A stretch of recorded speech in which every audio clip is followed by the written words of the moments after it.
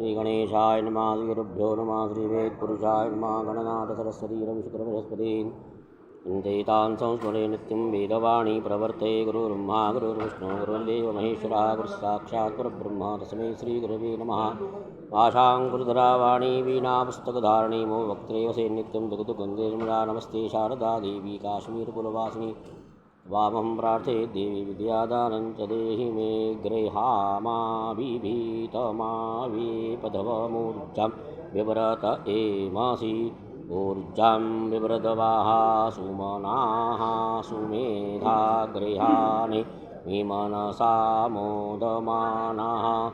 एकामदीयेति प्रवसन्नेकुसौ मनसो बहुः गृहानुभवयामहे तेनो जानन्तु जानतः।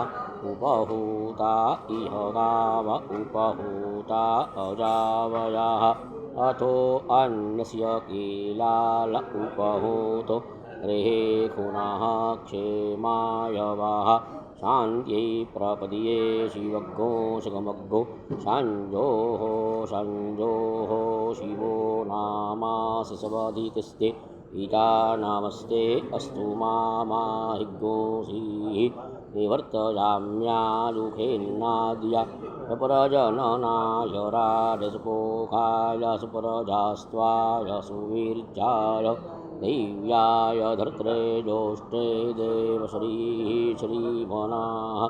शतपयाः परिगृह्य देवा नियमायन् देवा देवेभ्यो अदवर्जन्तो। अस्तु श्रीश्च ते लक्ष्मीश्च पत्न्यावहु।